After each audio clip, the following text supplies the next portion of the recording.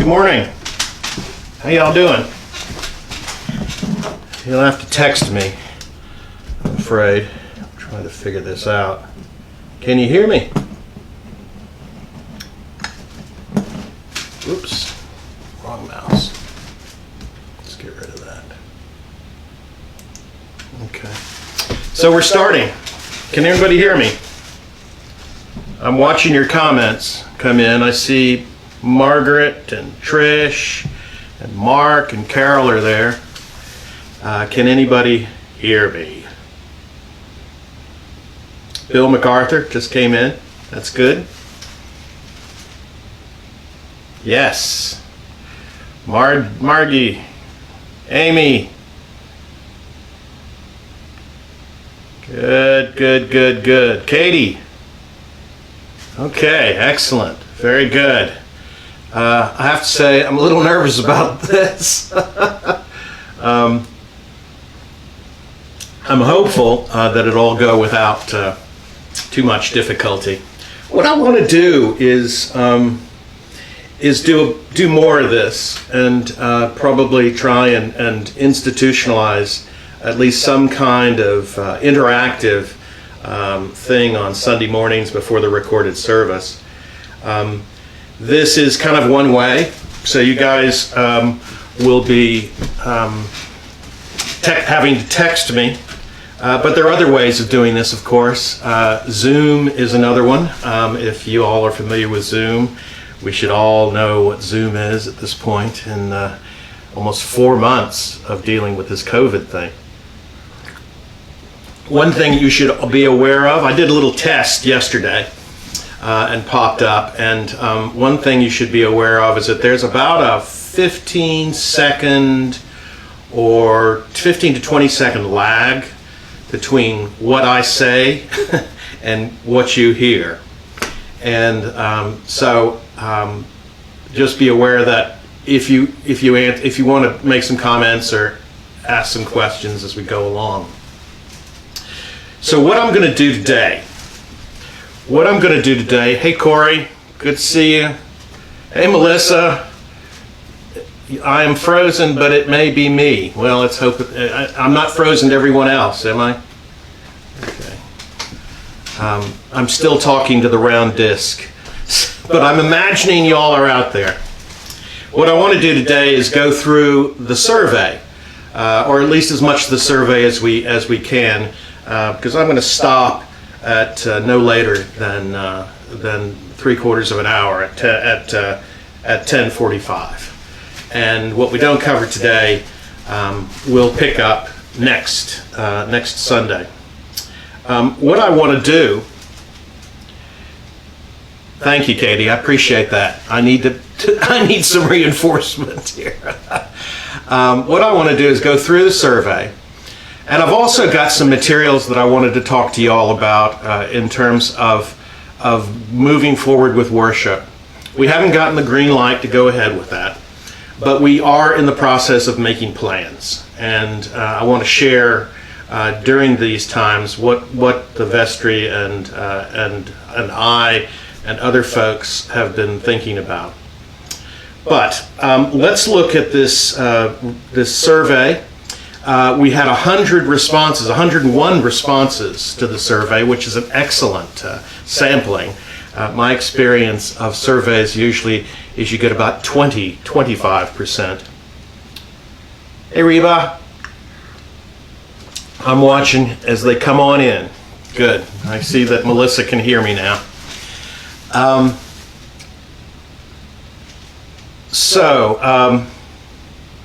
Excellent.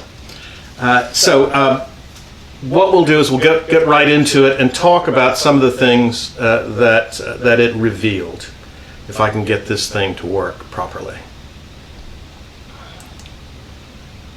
Okay. This is the title, obviously, the COVID-19 congregational impact. This was something that the diocese provided for us, and at no cost to us, to kind of help us sort of see where we were in all of this. So the first question, and I don't know if you, I'll I'll walk you through, if you can't see the language here as distinctly. It looks pretty small to me, but I did a little cut and paste. This is the question. Which of the below best describes your worship participation in the congregation since March of 2020, since we began this thing? And you can see these two. I got to get my sides right, you know. These two, I feel like the weatherman, you know. These two are the largest, and that one represents. I participate online worship 3 to 4 times a month. I participate in online worship 1 to 2 Sundays a month, and I do not participate in online worship, but have other ways of keeping my spiritual life alive. And this is, I do not participate and have not been paying attention to my spiritual life. The smallest amount, 2.97. These two represent together about 75%. So 75% of the respondents are saying that they're worshiping at least a couple of times a month on the online worship. What I've got up here, if I can point over my head, is the congregation, the preliminary congregational responses throughout the diocese, and you can see that pretty much jives with the 73%, which have participated in online worship, and 52% 3 or 4 times a month. So it's pretty much on the same line as what we have in our own situation. The piece that I'm interested in, and I'm very glad to see these. I'm glad that people are participating in worship as best as we can do. I'm going to say this. It is not as good. It is not as good as being together. There's just no substitute for us worshiping together. But we're doing as Jesus spoke about the woman who anointed his feet with oil, and Judas comes along and complains about it. And Jesus says something that I've often said, I hope is on my tombstone. She hath done what she could. So what we're doing is what we can. But this piece right here, I'm concerned about. It's 25%, about 25%. And it's folks who do not participate in online worship. And I'm very much concerned just about this 3%. 3% represents 3 people. Obviously, we've got about 100 responses who are hurting very clearly in their spiritual life. This representation here of 25% is one that maybe we can work on a little bit more. I've talked to a lot of people over the last 2 or 3 months, and there is I think there's a reticence to go online. First of all, to go onto Facebook, which is why we went on to YouTube as well. So we are doing online worship in both places, but also to click the links that are provided in the newsletter. Well, not in the newsletter, on the website and in Facebook. It'll take you directly to the YouTube sites. So maybe one thing we could do, hey Jack, hope you're doing it well, good to see you. I hope that what we can maybe come up with today is to think about ways of making it easier for people to worship online. And that can be notated to me right now, or if you could send me an email, or if this could provoke some discussion about how we can improve our online worship and how we can perhaps make it more available to people. My technological grasp has increased over the last 3 or 4 months, but I still have a lot to learn. This particular format is new to me, but I hope to make use of it in other ways as well. So that's the first question. The next question is, the thing I have missed most about my congregation during this time is, and way up there in, I would say, 70+%. This is participating in worship, and this over here is getting ready to participate in worship, in fact, leading worship. So these two together represent about 70% of the response about what I've missed most. And what you've missed most for over 70% is you've missed the participation and the leadership in worship. And that's completely understandable. Believe me, so have I. I have to say that it is much more, as somebody who leads worship and somebody who preaches, looking into a disc is not ideal for me. But what is this one right here is a very important piece. That is seeing my other congregation members and friends. This comes in at nearly 25% here. This is a really important indication, I think, because we not only miss worship, we miss seeing each other. We miss seeing each other. And that's part of what I'm doing here, trying to come into your homes a little bit more. But are there other ways we can do this? Not just from me. I think that one thing I've talked about for a long time is trying to get a Bible study back up, and that is the next step, believe me. But to do it probably in Zoom, because that's far more interactive. But I could do it this way as well. I'd be really interested to hear from y'all about Bible study, about whether you would be interested in doing that Bible study.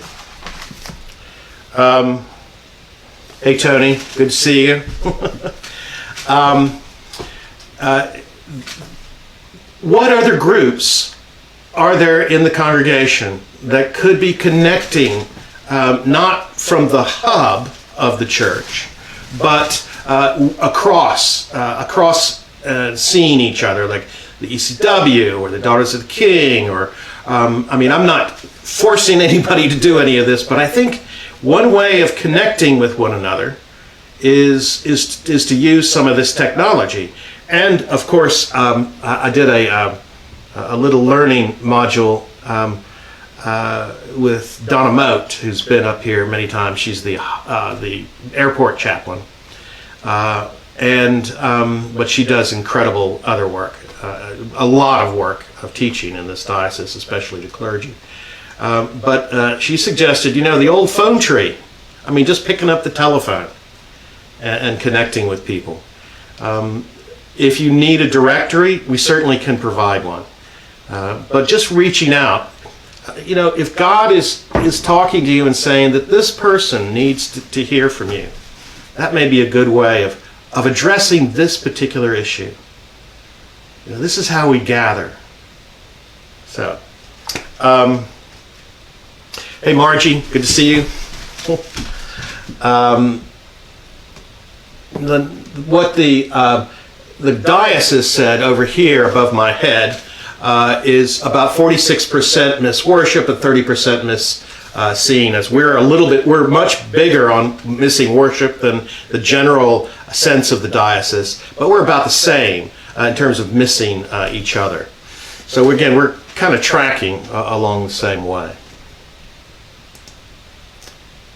The next question is, during this time, I have been able to engage in church-sponsored activities with the other congregation members by, and the biggest piece, right up here, the green one, whoops, I'm trying to find it, is online worship. And the second one is I have not participated. This goes back to the previous slide. What are ways that we can continue to connect? Hey, Nicole, good to have you with us. What are ways that we can continue to connect with one another? There are some hopeful moments here, down here. Online Christian formation would be one way. Bible study, certainly. Online small groups, working in ministry. I mean, one thing that Path to Shine has done is go off and make porch deliveries. That's what has been indicated. The blood drive. We opened our doors to the Red Cross, who know everything about social distancing and sanitation and all that kind of stuff. And that was a success. In fact, I want to say it again. We collected 46 pints of blood. 46 pints of blood during this COVID season. That is amazing. I mean, that's a record in my time. I've heard that before I got here that they made 47 or 48 at one point, but 46 pints of blood. That's incredible. That means that the Church of Jesus Christ is not closed, because you are the Church of Jesus Christ. I mean, that's an important piece for us to remember. Simply because the doors are not open right now does not mean that the church is over.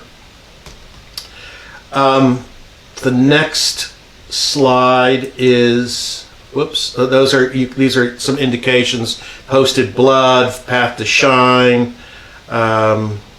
This is one thing that we should be able to work on. Number 9, I do not have Facebook and not been able to participate in services. I've tried to sign in on several. Hey, Wayne and Susan, good to have you with us. I've tried to sign in on several ways and have not been able to conquer the internet. Well, I'm entirely sympathetic to that, because this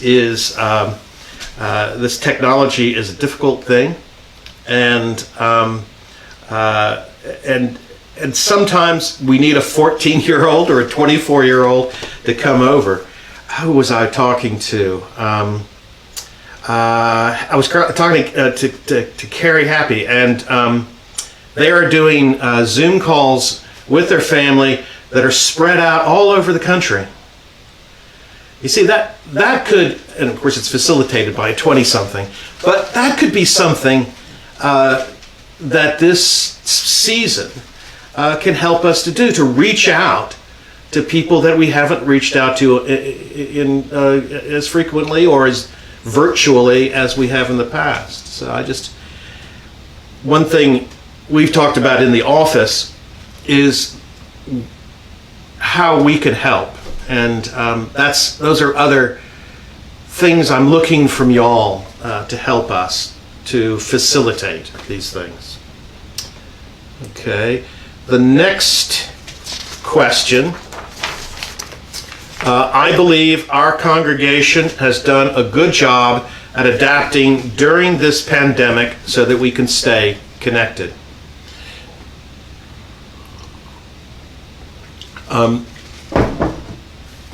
This is an important piece of feedback, certainly for me personally and for the office.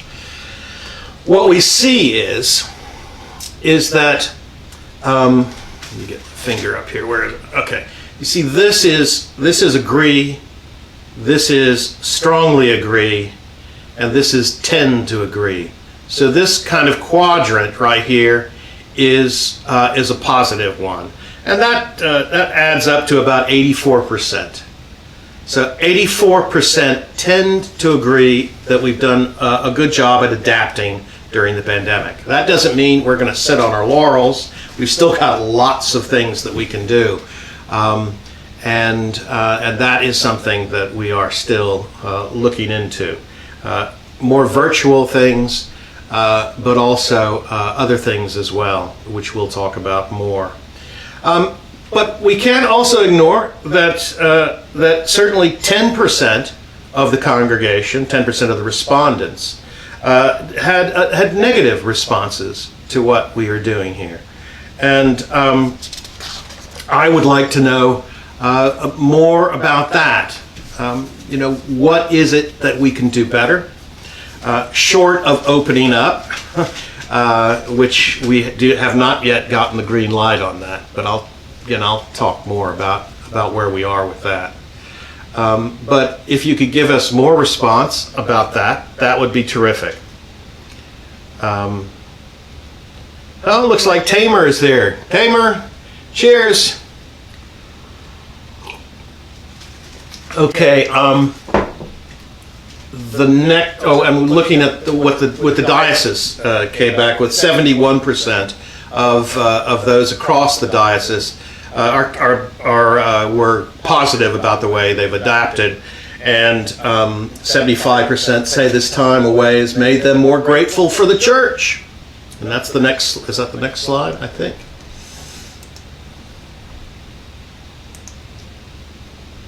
More grateful for the church. This is directed, and I've got the same congregational thing here. This is the tend to agree,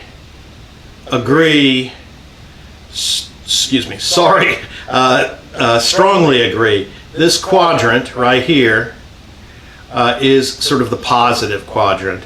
And that represents about 93% of the congregation. Is that this time of being away from the church has made you hungry for the church. One of the things, this is like the longest Lenten fast I've ever had, in all my life, to be so long, so far away from the church, and to try and reimagine, what the church really is. And what it means to me. We do have in the negative sort of quadrant about 6%, and I don't diminish that at all, because this is painful. Painful for those of us who cherish our spiritual lives, and where gathering and worshiping is an important piece of that cherishing. It is painful, and I've spoken to some of you who have been in pain, and some of you who, unfortunately, have found yourselves struggling with things that are going on around you. It may be COVID related or not COVID related. But life doesn't stop, and there is a sense that the church is there when I'm going through a hard time, and some of you, probably all of us at some point, have felt, where do I go? So that is something for us to pray about during this season. The next slide. During this time, two top areas of concern or anxiety for me and my household are. Two top areas of concern, and the respondent was asked to pick two. And the largest one we have here, 60% say physical health of myself or others. Underlying health concerns, COVID, all sorts of things, all sorts of issues about being in a vulnerable physiological condition that makes it more makes the statistics move up a little bit more when there is an immune deficiency of some sort, and that can happen in all sorts of ways. So that is the biggest piece, and entirely understandable. The next two pieces are also important for us to think about. One is the spiritual disconnection which is the next highest, that there is a strong sense that a third of the respondents felt that their strongest sense of anxiety was a spiritual disconnection. And that's something to recognize. Church is changing in a way that we can't fathom at this point, which is what this other block is about, is lack of clarity of next steps. Where are we going? What does this mean for the church? And not just St. Clement's. What does this mean for the Episcopal Church? What does this mean for all of our other churches? How is this going to change the way we worship? How is it not going to change? What are the things, maybe that's one way of looking at it as well, what are the things that are not going to change that we can rely on? These are important questions. Other issues, financial hardship was a small but always significant piece. Mental health is the next largest thing. Depression is rife during this period of COVID. When we're so limited in our personal connection with one another, that's so much a part of who we are, is in our relationships. That's what keeps us healthy. And so I can understand why that would be a one. The next one is balancing of multiple roles. There are certainly some folks in our congregation who are mothers or fathers and who have had to tend to their children at home, especially the younger ones are a bit of a challenge. The older ones can be a bit of a challenge too, but the younger ones especially. And to think about that, how much stress that has led to. The small bit here is inability to get the things I need. This has to do with timing, and of course we got to think about, one thing was raised is timing, is when was this poll taken? And I think if this poll had been taken early on in March or April, that statistic would have been a lot higher, because if you remember, the difficulty in obtaining toilet paper and other paper products and masks and sanitizer. I'm sure I hope a lot of you took advantage of home delivery from grocery stores. But I myself went in early on the days when they had senior hours, and because I found that was the only time I could find some toilet paper. So that's changed a little bit, although there's still paper product shortages in my neighborhood anyway. What we can do to help, please don't hesitate to call us if you are in need. The next slide. I believe after the pandemic, when our congregation comes back together, we will be. And this is an amazing response.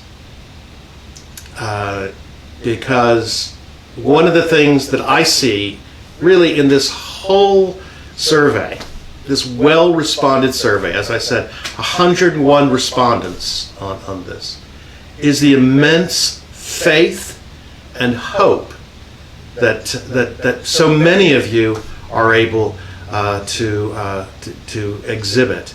That the Holy Spirit is alive and well with you. The positive, I believe that the pandemic, when our congregation gets back, this is much stronger. This will be stronger than before, and this will be the same as before. So this quadrant right here is the positive quadrant, and that represents 75% of the respondents.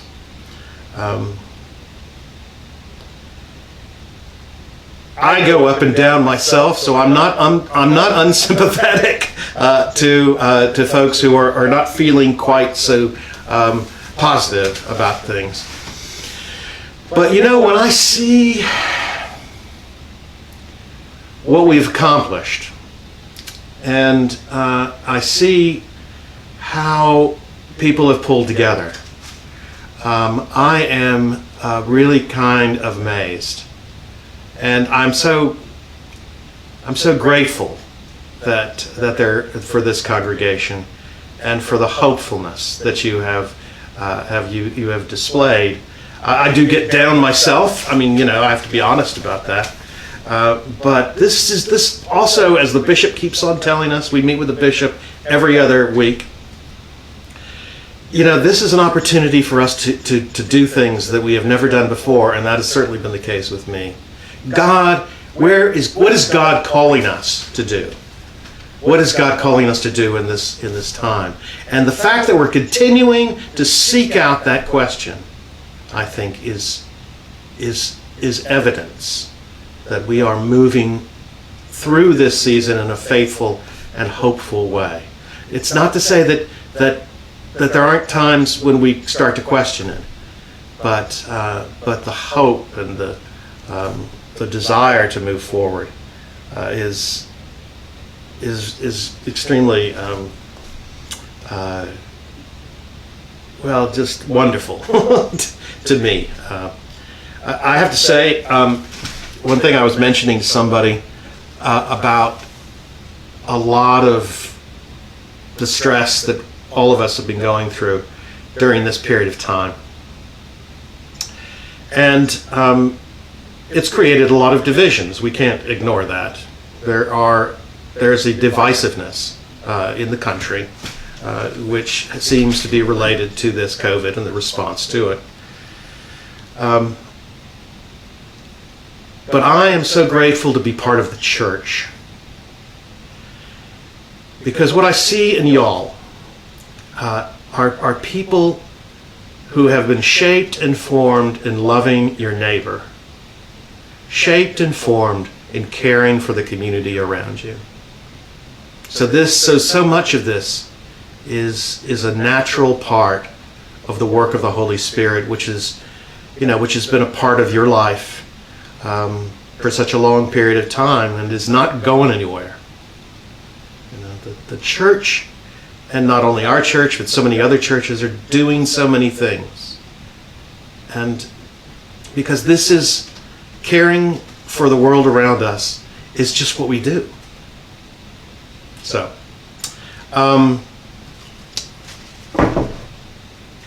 the next slide. This is a really important question. I know who I can contact in our congregation if I need help. And 90% of the congregation, of the respondents, said they knew who they could contact if they need help.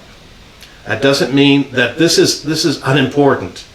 That's 5%. And this is another one. This is about 5% as well. No, and I would not contact someone if I needed help. Again, while I'm so grateful for this because it says something about us as a people, I'm deeply concerned about this. This has been a hard season, and people respond to it in all sorts of different ways. One way we sometimes respond to it is by circling the wagons. So we need to be proactive towards people. I need to be more proactive towards y'all. I can't wait for you to call me. I know that. But darn it, call me if you need me. Please. I am here because of that. This is what I do. And if not me, call someone else. someone who loves you. This is a time to remember who loves you. Really important. That could be one of the greatest prizes, one of the greatest blessings of this season, is to recognize that you are loved and that there is somebody I can call who loves me, who will not judge me, who will not try to give me advice, but who will listen. So the next one is, during this time, when I think about my relationship with God, I feel. And the response is here, this big blue area, which represents, let's see, as connected as God as ever. As connected as God as ever. That's a huge percentage. This is more connected with God. So between the more connected with God, that's an interesting statistic right there, because it's the time of crises where I've seen my experience of God, because that's what I need God more than anything else. And that's when I question God more than anything else. To question God. To ask the question of, why is this here? Where are you in this? That's not a denial of faith. That's the essence of faith. But what we have here is about 75% of the congregation feel as connected or stronger in their connection with God. There's a 14% who are less connected, almost 15%, who feel less connected, which of course is entirely understandable.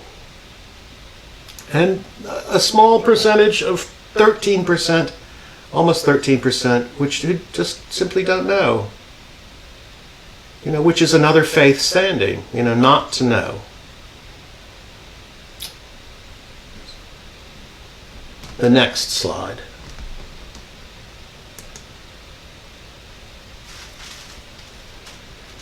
Hey Tom, hey Mike, good to have you with us. We've had a good crowd here, it's great. The next slide is,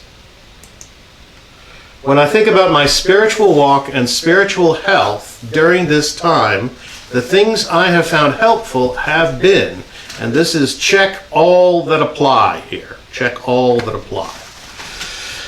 57%. 57%. Is that right? No. Let me get to the right page here. 57% up here, 57.43% has to do with online worship. So 57% of the congregation feel that their spirituality has been helped by the online worship. That may be something for you who may not be tuning in as much. We have, of course, not only the Sunday offerings, which you can watch, of course, in your bathrobes. Some of you may be in your bathrobes right now, drinking your tea. But which you can watch anytime. It stays posted. But also the offerings of the daily office. Morning prayer on Monday, Wednesdays, and Fridays, and evening prayer on Wednesday nights, and Compline now on Sunday evenings. These are short services and they're live. I put those on my, I still use my iPhone to do those live on Facebook. The reason why I'm using a different technology is simply so I can use this this PowerPoint presentation to be able to take use of it with an actual camera, and as opposed to and using some software and stuff. So Online worship has been very important. And here's another piece right here. Prayer has been incredibly important. 66, even more important than online worship. Prayer has been 66.34%. And down here, the spiritual walk with family and friends. Worship, prayer, connectedness, relationships, prayer, and worship. They're all about relationships, really. Our relationship with God, our relationship with each other. It's natural that would come about because of that. There are other pieces here: personal connection with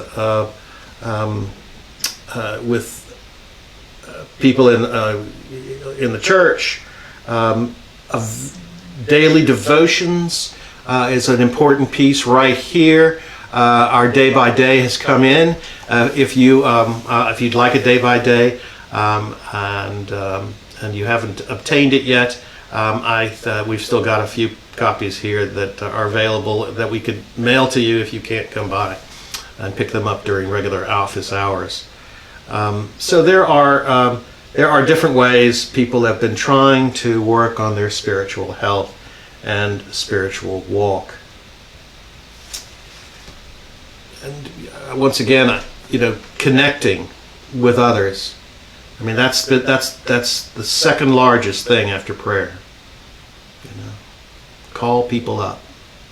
Call people up when you think they may need you, and call people up when you need somebody else. Please. Next. Okay, so this is a long question, but it's kind of to the point.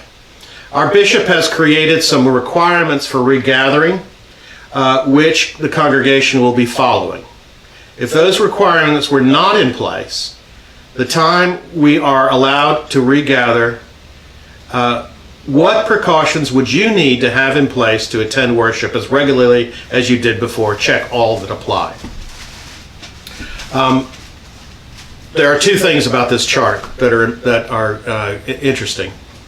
One thing is that there is about a 12% would say that they would go back right now without any restrictions, and about 16.83% who say they won't go back until usually it's until there's a vaccine or herd immunity or those sort of things. That's on the next slide. But in between, there is strong consensus about these things: masks, distancing, sanitizing, having sanitize available. That means we've obtained some touchless hand sanitizers, which will be placed at the entrance to any place where we worship, and outside, which is a particular area that we are paying attention to right now. This is probably, when we go back to worship, the place that we are going to probably start. And I am reaching the 10:45 witching hour here. Hey, Amanda, good to have you with us. Of course, this is all going to be recorded too, so folks who haven't tuned in this morning will be able to see it as well. I'm going to close today, but next week, same time, we're going to continue to go through the rest of the questionnaire, of the survey, and please feel free to. I see that Tony says for me to send a booklet to Barbara Pollard. I would be happy to do that. Thank you, Tony. That's exactly what I need to hear from folks, is what can we do to help folks. Oh, and Trish says she's mailed one, so that's been taken care of. I thought I talked to Trish about that. Interesting statistic from the diocese is this one: 20%. Whoops, over there. 20% would not regather. regardless of precautions in place. And that we're down here at 16% for that. So that's a little bit higher for the diocese. But let's close for today. And also, another thing I want to talk to you about are the preparations we've made. We are beginning to make, the vestry and myself, for what worship might look like. We have not been given a green light on this, but this is a season for us to make preparations for this. And so next time I will be finishing up the survey, and then I will talk more about what we are thinking about in terms of worship. And I want to hear ideas from y'all about if you're interested in a Bible study, for example. I want you to send me an email or send me a text saying, I'm interested in a Bible study, and tell me if you would prefer to do it this kind of way or if you would prefer to do it by way of Zoom. Those are the choices that I'm offering you right now. Or if you've got any other ideas, I'd be delighted to hear. But as for now, in just a few minutes, the service will be going public on Facebook and on YouTube at 11 o'clock. So until I see you again, keep the faith. God bless all of you. I'm so grateful for all of you. Grateful for the work you've done.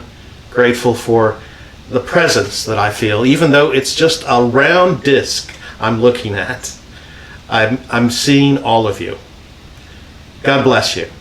God bless you all.